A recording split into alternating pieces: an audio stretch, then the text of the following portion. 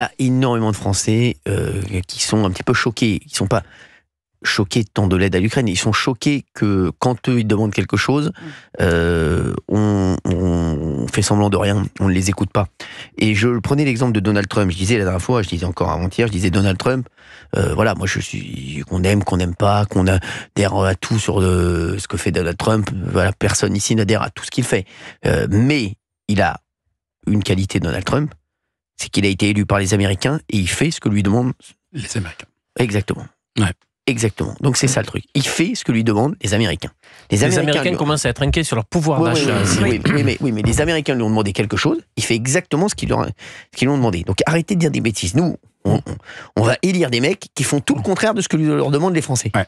Donc là, il y a quand même un problème. En fait, ce que je voulais vous dire, c'est que là, c'était pour vous faire un peu, pour vous taquiner sur le, c'est pas les mêmes enveloppes. Ouais. Mon idée sur ce sujet-là, et je n'en ai qu'une, c'est qu'à un tel niveau de financement, ça devrait relever d'un référendum.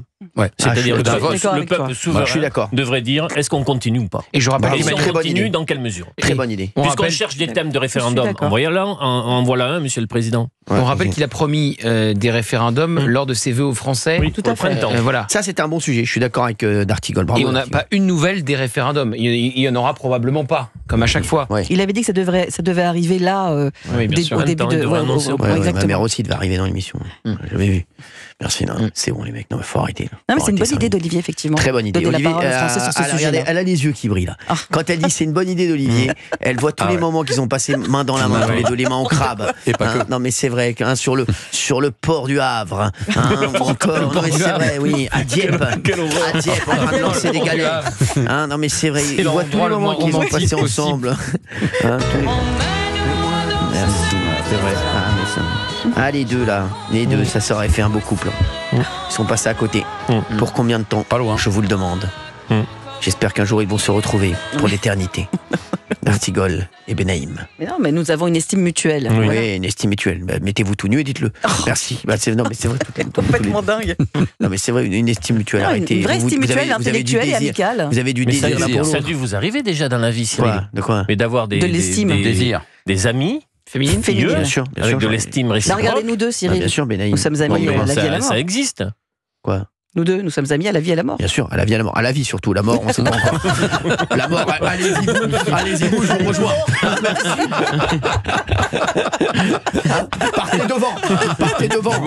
Partez devant, je vous rejoins, Benaïm, merci. Allez, on a Jonathan qui est avec nous. Jonathan du Pays de la Loire. Merci d'être avec nous, Jonathan, sur Europe 1. Bonjour. Bonjour, Jonathan. Bonjour. Alors moi, je comprends pas comment personne peut l'arrêter, en fait. Il fait ce qu'il veut, le gars. Non, mais le référendum, c'était une très bonne idée de D'Artigol, il y a un instant. Bien sûr que c'est une bonne idée. Ils ont fait ce qu'ils voulaient. Non, mais je suis d'accord avec John, là, les mecs. 2,5 milliards, et avec D'Artigol, c'est une somme tellement importante, il faut demander l'avis des Français. Je suis désolé. Bah oui, je suis désolé. L'autre, c'est René Malville, quoi. Je m'en bats les couilles. Ce qu'il veut. Non, mais Jonathan, voilà, on embrasse René Malville, bien entendu, qui nous a quittés, qui était notre ami, et qui était incroyable. Et c'est vrai que, exactement, Jonathan a raison, mine de rien, les mecs, à un moment, c'est où tout va bien dans le pays, et les Français disent, bon, bah, de toute façon, tout va bien, on laisse faire le président, tout ce qu'il fait, c'est exceptionnel. Mais à un moment, quand tout va mal, tu demandes l'avis des Français sur une décision comme celle-là. Donc vraiment, D'Artigol, vous avez très très bien résumé la situation. Et Jonathan, je comprends ce que vous voulez dire. Je comprends votre agacement. On vient nous dire que les Français ont plus de thunes le 18 mois qui sont à découvert. Ouais. Si on fait les 7,5 milliards par 68 millions et demi de Français, ça fait 110 € par personne. Oui. Sur une famille de 5, ça fait 550 balles. Comment on justifie? Mais ça, bah oui. Mais ça, je dis, comment on justifie? Les gens ont plus de thunes et on fait du pognon comme ça. Allez, vas-y. J'en ai, de toute façon. Je sais pas où je prends, mais j'en ai. Pour les autres, j'en ai. Mais vous êtes tout de même d'accord sur le fond qu'il fallait aider l'Ukraine. Peut-être pas à cette hauteur-là, mais en tout cas, sur le principe d'aider l'Ukraine, vous êtes d'accord? Il fallait que tout le monde le fasse. Mais pourquoi nous, on n'a plus de thunes? On est à chef. J'entends ce que vous dites, tout à fait. Bien sûr. Les gens sont en train de crever de faim. Non, mais c'est ça, Jonathan. Les gens sont en train de crever de faim. Rien ne va dans le pays. Et nous, on distribume l'argent partout. Non, mais c'est fou. Mais de l'argent pour faire la guerre. On achète des fauteuils à 39 000 €. Enfin, c'est la vie, hein. La vie, elle est belle hein, quand on joue pas avec son pognon. Hein. Non, mais je vous jure que moi excusez-moi, Jonathan, mais ça me rend fou. Et tous les budgets qui se succèdent, il n'y a aucune économie. Les mecs continuent. Non, mais les mecs sont tranquilles, les mecs continuent. Bon, on va faire ci. C'est comme je disais la dernière fois, je vous jure encore, je le redis, Jonathan. Parce que les mecs m'ont pris pour un fou. Enfin, les mecs, pas les Français, mais les donneurs de leçons. Quand j'ai dit à un moment, et même vous m'avez regardé avec des yeux éberlués, mais c'est pas grave, je le dis. Quand j'ai dit à un moment, moi, il faut arrêter même tous les ministères et les mecs, et regrouper tout le monde dans le même endroit, et arrêter d'avoir un cuisinier par ministère, 3 cuisiniers par ministère, 52 assistantes. Mais les mecs, mais à un moment, on voit l'état du pays. Donc à un moment, il faut tout revoir. Il faut repartir d'une feuille blanche. Voilà, c'est comme quand tu as une société qui est en difficulté extrême et que tu te dis là, si on continue comme ça, on va dans le mur, on va fermer. Donc là, tu repars d'une feuille blanche et tu dis de quoi ai-je vraiment besoin ? Et qu'est-ce que je peux faire pour les Français ? Mais aujourd'hui, c'est pas possible. Excusez-moi, mais je vous jure. Mais moi, mon idée des ministères, je trouve qu'elle est pas con du tout. Je suis désolé, les mecs. À un moment, il faut tout couper. Il faut tout couper. C'est n'importe quoi. Là, quand on 2,2 milliards d'euros à l'Ukraine. Alors ici, personne n'a dit qu'il fallait pas aider l'Ukraine. Mais à un moment, il faut demander l'avis des Français. À un moment, les Français ont le droit de donner leur avis et doivent donner leur avis. À un moment, c'est pas possible. Il nous reste 2 ans encore avec Emmanuel Macron, 2 ans sans gouvernement. Parce que là, il y a rien qui va se passer. Vous vous rendez compte où on va aller ? On est à 3 000 milliards de dettes. 3 300 milliards de dettes. On va arriver à 4 000 milliards. Dont 1 000 milliards sont dus sous le septennat Macron. Exactement. On a quasiment 8 ans maintenant. Oui, Gauthier. Non, mais ce que je voulais dire, c'est là, on va financer le réarmement, vous le savez, de la France. On va faire des Rafales, des canons César, etc. Très bien. Personne n'est contre l'idée de se réarmer et d'avoir une armée capable de mener une guerre de haute intensité au cas où, puisque aujourd'hui notre armée n'est pas capable de mener une guerre de haute intensité. Mais là encore, question du financement. Au lieu de faire des économies, et parce que vu ce qu'on dépense, on peut faire des économies, notamment dans le modèle social. On dit, on va demander aux Français avec leur épargne, de placer leur argent pour réarmer le pays. Et alors, on leur propose des placements qui ne sont absolument pas intéressants, il n'y aura aucun rendement, on va bloquer leur argent pour au moins 5 ans. À risque.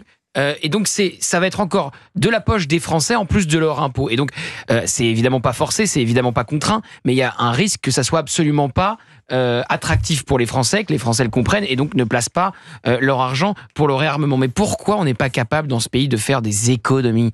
Des économies, encore une fois, Bayrou, Barnier, même combat, ils ont présenté des budgets chacun leur tour, l'un censuré, l'autre adopté. Pas une économie, des impôts en plus, des taxes en plus, mais pas d'économie. C'est le mal français. Exactement. Je suis complètement d'accord, mais c'est vrai, c'est fou. Jonathan, sur Europe 1, qui est avec nous. Ouais. Je peux faire une petite dédicace ? Avec grand plaisir, John.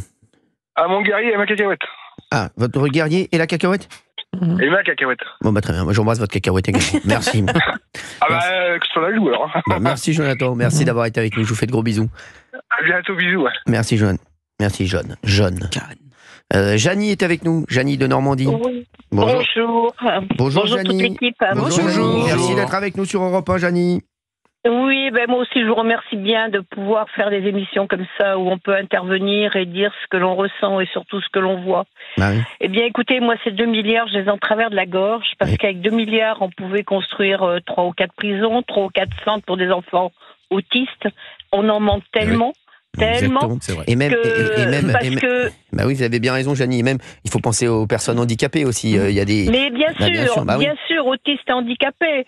Et c'est une horreur. Moi, je travaille sur un programme. Je vous en parlerai si vous voulez un aparté, parce que je peux pas en parler comme ça sur l'antenne. Donc, je pense que franchement, c'est inadmissible. Je suis d'accord pour l'Ukraine, mais je crois qu'on a déjà donné beaucoup pour l'Ukraine. On ne sait pas trop ce qui se passe avec cet argent qu'on donne à l'Ukraine, d'ailleurs. On avait donné 5,5 milliards jusqu'à présent. Donc voilà. Là, on et a donc, 7,5, bon, le président, il est gentil, il vient faire des petits tours en France, voir son copain Macron, etc. et tous ces beaux voyages et tout ce qui s'ensuit. Apparemment, lui, il est pas sans rien. Ça, c'est énervant, et on voit, comme vous le disiez tout à l'heure, des personnes qui sont dans le besoin, qui vont pleurer pour avoir de la nourriture bientôt, et voilà, c'est triste. Alors, je voudrais m'arrêter sur ce que vous dites, Janie, 2 petites secondes, et poser la question à mes équipes, à notre équipe. Il y a peut-être un problème de com également, de communication. On le voit énormément de Français sont de plus en plus agacés par le président ukrainien. Alors, je ne sais pas si c'est parce que ses relations avec Emmanuel Macron sont très bonnes. Je ne sais pas si c'est parce que... Mais de plus en plus de Français sont extrêmement agacés par Volodymyr Zelensky. Est-ce que c'est votre cas, Janie ? Ah ben complètement, voilà. Ils sont au téléphone tous les jours, ils viennent toutes les semaines, ça commence à faire beaucoup là maintenant, d'autant plus que il y a plein de choses qui se disent maintenant, il y a sûrement des ragots, mais il y a beaucoup de choses qui se disent, comme quoi lui quand même il a de l'argent bien placé et que les Français continuent à alimenter son pays. Moi franchement j'ai du mal avec cette personne, on sait d'où il vient, Non mais... Valérie Benaïm, c'est pas la peine de hocher la tête, c'est pas ce qu'on dit. À son pays. Non mais Valérie Benaïm, ce qu'il faut entendre, il faut arrêter à chaque fois d'hocher la tête. Non mais je pense que Zelensky pâtit de la détestation de Macron. Alors pourquoi il est... Parce que comme je ne crois pas. Comme il y a une proximité entre Zelensky et Macron. Ça doit jouer, oui. Mais bon. Je pense que ça joue. Et que par ailleurs, effectivement, Zelensky occupe, et pour son pays, il occupe les médias, il est présent régulièrement. Non mais pourquoi les Français, vous avez entendu Janie, je vais prendre Lise tout de suite, reste avec nous Janie, je vais prendre Lise également, je vais lui poser la même question avant qu'elle ne développe le sujet. Lise, vous êtes de Dijon, bonjour Lise. Oui, bonjour. Bonjour, merci d'être avec nous Lise. Est-ce que vous êtes d'accord avec moi qu'il y a de plus en plus de Français qui sont agacés par le président ukrainien? Pourquoi? Est-ce que c'est un problème de communication? Quel est le problème? Est-ce que vous êtes agacé? Ah non, mais moi je suis complètement agacée et énervée, j'en peux plus, il vient pleurer, chigner, machin, et on lui file du fric, mais qui c'est qui s'occupe des gens ici en France? Enfin, je n'ai pas d'autre réponse à vous donner, quoi. Le chougneur, c'est un chougneur de première, l'argent, alors on n'aime pas Trump, mais l'argent il est où? Alors, combien de milliards on a donné? Alors, juste, Lise, c'était pour montrer, restez avec nous, Lise et Janie. C'était juste pour vous montrer. Voilà, je vais prendre un troisième. Je vais prendre un troisième auditeur. Non, mais cette réalité existe. Moi, je vais vous dire la différence entre vous et moi, Valérie Benaïm, et je vous adore. Moi, je sens la France. Non, mais vous avez raison. Je sais que vous avez perdu votre oreille et votre droit au niveau des Français. Non, mais je sais qu'il agace. Moi, je sens la France et je sens les Français. Mais j'ai du mal à entendre Chougneur quand c'est un homme qui vient pour demander de l'argent pour son pays qui a été envahi et qui est en guerre. Oui, mais pourquoi il y a une telle détestation? Non, vous le savez. De l'argent pour nous. Pourquoi il y a une telle détestation? Il y a une détestation actuelle. Est-ce qu'elle demande de l'argent pour nous, Valérie Benaïm? Voilà. Oui, mais je vous entends. Valérie Benaïm, je l'adore, et elle est exceptionnelle. Mais Valérie Benaïm, elle ne sent pas le pouls des Français. Et moi, je pense sentir le pouls des Français. Je vous dis franchement, et Fabien, vous le savez. Oui, je le sais. Et surtout, j'ai lu la presse suisse. Voilà. Parce que ce qu'on ne sait pas en France, la fortune de Zelensky est estimée autour de 20 millions de dollars. Et il a acheté une propriété en Suisse à 8 millions. Parce qu'il avait une carrière. 8 millions. C'est comme si tu reprochais à Cyril d'avoir des propriétés. C'est pas, vous comprenez pas. C'est comme si tu reproches à Trump d'avoir de l'argent. Pas du tout. Mais Valérie Benaïm confond tout. Ça m'énerve. C'est insupportable d'entendre ça. Dites-moi, mais moi je vois pas le problème. Élise et Janie. Mais c'est pas ce qu'elles veulent dire. Vous dites des bêtises, Valérie Benaïm. C'est pas aux auditrices que je parle. Mais pas du tout, parce que Fabien reprend ce que disent les auditrices. Pas du tout. Quand Lise et Janie disent il y a un instant, il a gagné beaucoup d'argent. C'est pas, elle lui reproche pas ça. Elle n'aime pas le côté chouineur qui viennent chouiner. C'est ce qu'il dit. Elle dit non, mais ce qu'elles sont en train de dire, c'est bon, Valérie Benaïm, ça suffit. Fais la quête. Exactement. Ce qu'elle dit, c'est que les Français, eux, sont dans des difficultés extrêmes. Moi, je vous retranscris ce qu'elle dit. Oui. Bien sûr. Et vous avez un mec qui a 20 millions d'euros en banque et qui vient demander de l'argent. C'est tout. Est-ce que j'ai bien résumé, Janie et Lise, ou pas, Janie? Tout à fait, c'est ça. Voilà. Et puis bon, faut pas confondre avec les États-Unis. Moi, je dis parce que les États-Unis sont pas en guerre. Donald Trump, il a jamais rien demandé à personne. Mais j'ai compris simplement. Moi, je réponds aux auditrices. C'est pas parce qu'il a de l'argent, même s'il est multimillionnaire, cet argent ne peut pas servir à la guerre. Vous ne comprenez rien. C'est l'image qu'il donne. C'est le symbole. J'ai compris le symbole. Expliquez-lui. Mais j'essaie justement d'expliquer que le symbole, c'est pas la réalité. C'est bon, Valérie, c'est bon. Elle est insupportable. Lise, allez-y. Je voudrais répondre à... Ici, c'est Lise. Mais allez-y, Lise. C'est insupportable d'entendre ça. Non, mais Valérie, ce qu'elle comprend pas, elle, excusez-moi, moi je suis d'éducation catholique, dogmatisme catholique, on appelait ça des bigotes ou des grenouilles de bénitier. Je suis désolée, Valérie, c'est pas méchant tout ça, mais arrêtez maintenant. Bien sûr. Stop. Je sais pas, mais est-ce que autour de vous parlez avec des gens qui sont dans la merde ou pas? Non, vous ne comprenez pas. D'abord, Zelensky. Attendez, excusez-moi. Vous parlez de ma situation familiale, vous savez pas du tout dans quel état, dans quelle mesure ma famille a besoin ou pas d'argent et la situation professionnelle de ma famille. voilà. Mais non, tu parles pas aux Français. Bah non, ma situation, ma famille, c'est pas des Français comme tout le monde. Non, Valérie Benaïm, arrêtez. Vous ne sentez pas le pouls des Français, Benaïm. Je suis pas en train de parler de votre famille. Bah bien sûr, elle comprend pas. Parce qu'à ce moment-là, je peux vous parler aussi de ma famille. Bah bien sûr. Attendez, on a tous les cas. Et moi aussi, je peux parler de ma famille. Je peux parler de Braytou Chawat. Bah voilà. Non mais enfin voilà. Moi, je parle des gens quand je vais faire mes courses. Je parle. Mais ma grand-mère était concierge. Je connais le terrain. Si vous êtes en train de dire que je suis hors sol, non, je suis désolée, je suis pas hors sol. Mon père est d'une famille de 7 enfants. Ma grand-mère ne savait ni lire ni écrire. On s'en fout de votre vie, Valérie Benaïm. On s'en fout de votre vie, Valérie Benaïm. Non, Valérie, excusez-moi, vous avez 2-3 heures pour parler. Bien sûr. Moi, j'ai quelques minutes. Merci, alors, s'il vous plaît, un petit coup, laissez-moi parler, quoi. Voilà. Zelensky, je suis désolée, mais à un moment donné, dites-moi où l'argent est passé. Combien de milliards d'euros? Alors d'accord, on va me dire, les milliards d'euros, c'est sur les charges, sur les balles, sur machin. Mais où est passé l'argent? Arrêtez de me dire que Zelensky ne s'est pas fait du fric dans la poche. Vis-à-vis de son peuple. Mais c'est bon, d'accord, c'est une idée que je lance. Mais en même temps, moi maintenant, je suis en France, je suis française. Je veux que les gens qui sont dans la merde, je les rencontre tous les jours, quand je vais faire mes courses et je discute avec tout le monde, merde, je n'en peux plus. Je suis au bord des larmes quand je pense à nos agriculteurs. Moi aussi.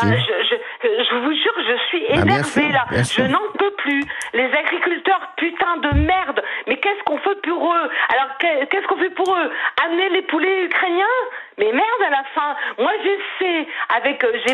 Je me bats tous les jours avec mes petits revenus pour acheter ce que je peux français, mais je ne peux pas toujours. Mais merde à la fin. Merde, qu'est-ce qu'on fait? Je suis désolée là, je suis hors de moi, j'en peux plus. Et Valérie, je n'ai rien contre elle, mais le côté bini bigote, dans ma religion on appelle ça des bigotes, je n'en peux plus. Alors juste Lise, moi ce que je faisais et ce que j'ai fait depuis le début, c'est que je sens un agacement des Français. Et Lise, qui vient d'avoir, Janie, qu'on vient d'avoir, on va avoir Wilfried également dans un instant de Bordeaux. Les Français sont agacés par le président ukrainien. J'essaie de comprendre pourquoi. Lise a résumé la situation. Valérie Benaïm essaie de défendre. Non, mais tant bien que mal. Voilà ce qu'elle pense. Mais Valérie, je pense que vous ne vous rendez pas compte d'une chose. Valérie Benaïm, à un moment, moi, chaque jour, j'essaie de me mettre à la place des Français. J'essaie de me mettre à la place des Français qui travaillent toute la journée et qui, le 10 du mois, se disent comment on va faire pour manger demain. Quand une famille qui travaille de 8h du matin à 19h le soir, quand ils voient que le président nous dit une fois, il va falloir se serrer la ceinture parce que la situation est catastrophique, et la semaine d'après, je vais donner 2 milliards à l'Ukraine parce qu'on peut se le permettre, je suis désolé, je peux comprendre qu'il y a un agacement. Et donc c'est aussi... Je dis pas le contraire sur la communication. Elle est désastreuse, la communication. Mais Valérie Benaïm, un moment, vous savez, quand vous êtes chef de l'État, et j'espère que vous ne le serez jamais, parce que je vous aime beaucoup, mais je pense que ce n'est pas votre rôle, il y a des priorités. Il y a des priorités. Et comme je le disais, les Français, aujourd'hui, il y a une urgence au niveau des Français. Les Français sont dans une détresse immense. Donc la colère de Lise, on peut l'entendre. La colère de Janie, on peut l'entendre. Mais à un moment, il faut arrêter de dire oui à tout. À un moment, on peut aimer Emmanuel Macron, mais à un moment, on peut se dire qu'il a fait énormément d'erreurs. Excusez-moi.